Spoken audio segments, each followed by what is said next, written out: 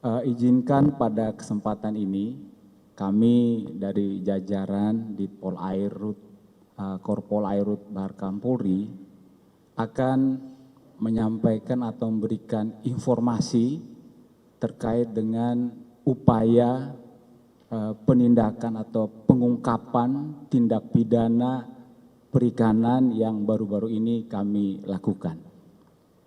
Kami informasikan bahwa baru saja tim gabungan, sekali lagi tim gabungan kami dari jajaran Ditpol Air, Korpol Air Barkam Polri dengan Polres Bogor beserta tim dari jajaran PSDKP melakukan penggerebekan di wilayah Bogor.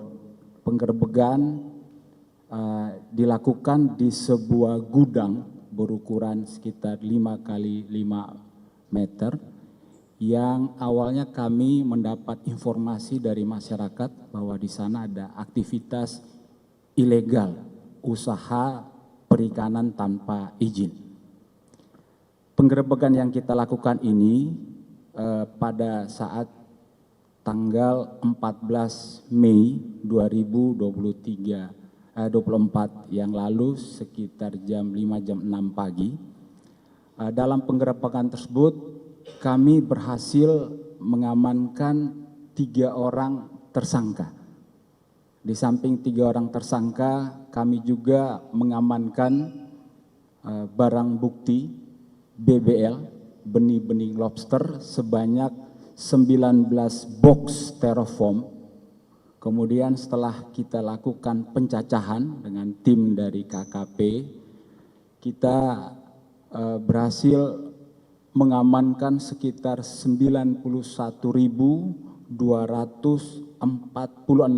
ekor benih-benih lobster di TKP. Dan ada beberapa barang bukti lain yang juga kami amankan untuk mendukung proses usaha perikanan ini dalam bentuk kemasan. Kita ketahui bahwa gudang yang kita amankan ini ternyata merupakan packing house. Packing house untuk menampung sementara BBL yang didapatkan dari para nelayan.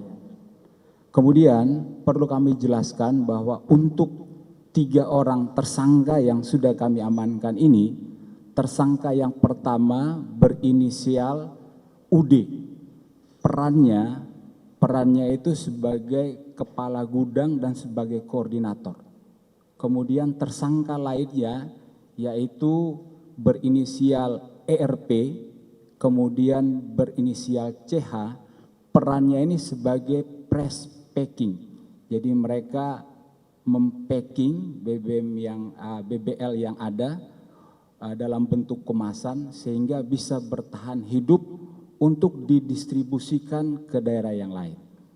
Kemudian untuk diketahui bahwa asal barang, asal BBL ini berdasarkan hasil pemeriksaan yang kita lakukan, ini berasal dari Pelabuhan Ratu, ada juga dari beberapa tempat dan ini akan kita dalami. Kemudian untuk diketahui bahwa untuk kemana barang ini memang perlu waktu karena saat ini kita masih mengamankan 3 orang tersangka yang perannya masih sebatas di packing house. Kita akan terus mengembangkan kasus ini untuk mencari pelaku-pelaku lainnya. Artinya kita tidak berpuas diri sampai di sini, kami mohon waktu sehingga kita bisa mengungkap jejaring-jejaring lainnya. Saat ini kita memang sudah ada identitas, sudah ada ciri-ciri tersangka lain, ini masih dalam proses ya. Yang kebetulan kami yakini ini tersangka yang bisa saja akan menghubungkan ke pelaku-pelaku lain. Peran yang belum kita dapatkan ini karena yang bersangkutan mengupah ketiga orang yang sudah kita amankan ini. Kemudian untuk diketahui bahwa dari 91.246 benih lobster ini kalau kita estimasi harga pasaran, ya, benih lobster ini terdiri dari dua jenis. Yang pertama itu yang jenis pasir, harga di pasaran itu 200.000 per ekor. Kemudian ada lobster yang jenis mutiara, harganya 250.000 per ekor. Sehingga kalau kita konversikan jumlah ini dengan harganya, maka kami tim gabungan dari Ditpol Air, Korpol Air Barkampori beserta PSDKP berhasil mengamankan kerugian negara sebesar 19 miliar lebih. Kemudian untuk diketahui bahwa dari proses penegakan hukum yang kami lakukan ini, kami menerapkan, ya, persangkaan pasal kepada 3 tersangka yang sudah kita tetapkan sebagai tersangka dan sudah kita tahan ini dengan Undang-Undang Perikanan nomor 45 tahun 2009, ya, pasal 92 junto pasal 16 dengan ancaman pidana 8 tahun dan denda 1,5 miliar. Sementara ini yang bisa kami sampaikan, mudah-mudahan informasi ini berguna buat rekan-rekan media dan kami berharap ini bisa diteruskan kepada seluruh masyarakat luas bahwa kita akan terus bekerja menuntaskan kasus-kasus penyelundupan BBM yang jelas-jelas sangat merugikan bangsa, merugikan nilai tambah dari BBL yang seandainya kalau ini dipelihara jelas nilainya akan jauh lebih ekonomis dibanding kalau kita berdayakan masih dalam kondisi benih. Itu saja dari kami. Selanjutnya kami kembalikan kepada Bapak Kabak Penum yang memimpin acara press conference pada hari ini.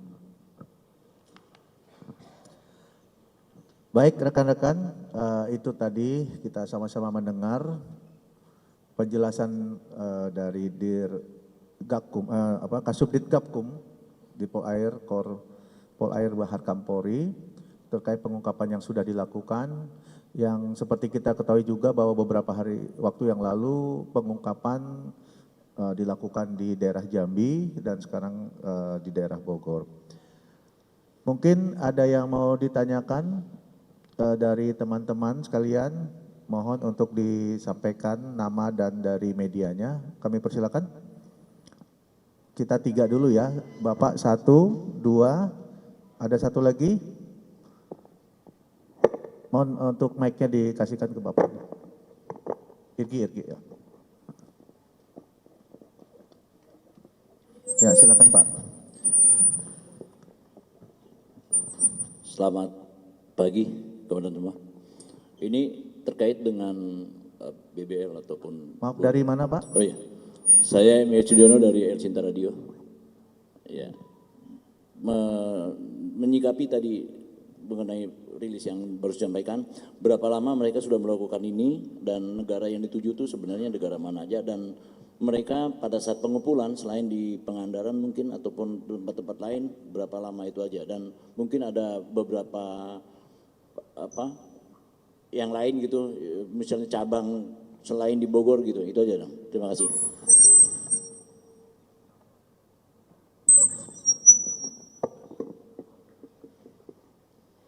Cek. Baik, kita jawab dulu ya. Nanti mungkin rekan dari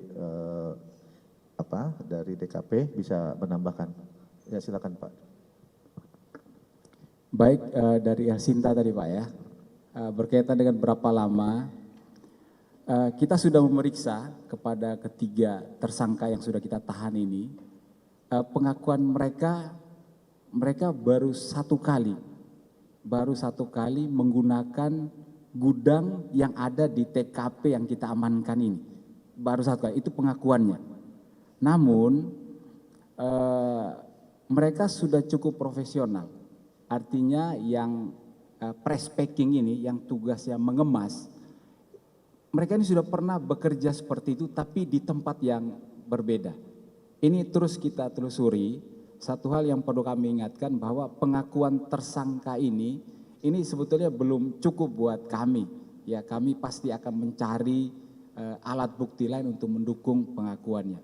Kemudian kalau masalah asal barang, apakah ada peluang dari tempat lain atau mungkin ada packaging host tempat lain, ya tentunya ada, dan ini bagian dari kami untuk kami kembangkan.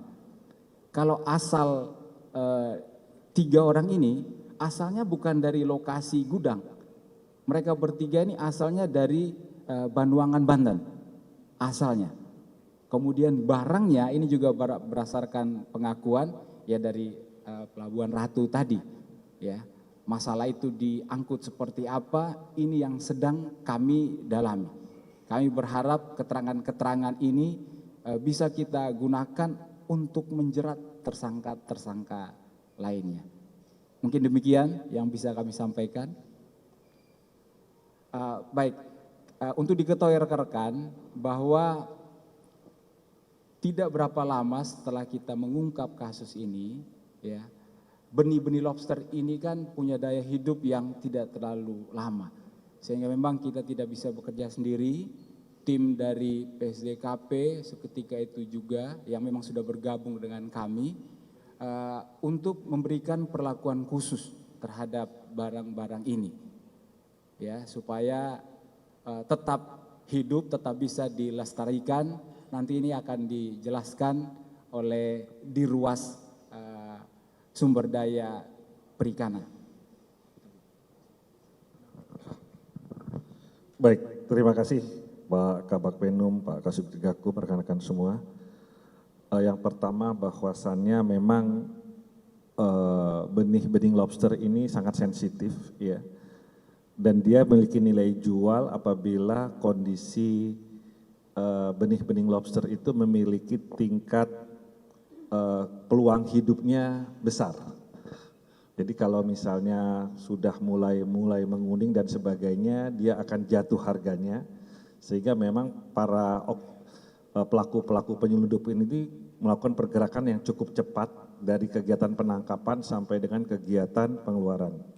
Yang kedua memang packing house seperti yang kita temukan di Sentul, itu memang pola daripada penyelundupan seperti itu. Dari nelayan penangkap, biasanya mereka harus bawa dalam kurun waktu 8-12 jam, harus mengganti oksigennya, dan diisi ulang, packaging lagi, dan akan dikirim lagi ke tempat.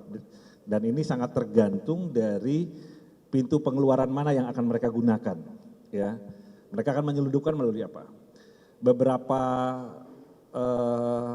data yang pernah kita dapatkan, misalnya hasil tangkapan kemarin dengan Pol Air juga kita di Jambi, ya, lalu juga di Sumatera Selatan, ini kan pola-polanya akan melalui perairan laut mereka. Lalu ada juga melalui bandara-bandara yang dibawa melalui kopermen yang digenjing langsung masuk ke dalam bagasi, dan juga ada juga melalui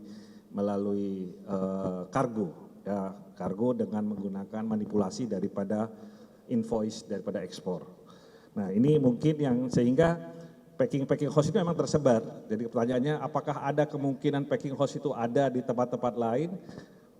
Untuk mulai mengidentifikasinya di mana titik-titik daripada kegiatan penangkapan BBL, kita bisa memprediksi radius sekitar 8 jam, 9 jam dia akan menggunakan tempat untuk lakukan repackaging atau lakukan packing house untuk mengganti oksigen.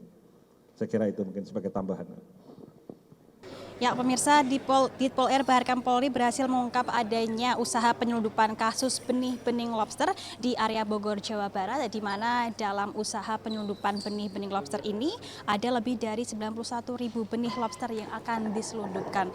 Dengan dalam usaha tersebut, ini potensi kerugian negara akibat usaha penyelundupan tersebut ini mencapai lebih dari 19 miliar. Dan dalam penyelundupan tersebut ini diduga bahwa untuk lobster tersebut ini dibawa atau berasal dari Pelabuhan Ratu, Jawa Barat, dan diduga akan dikirim ke luar negeri.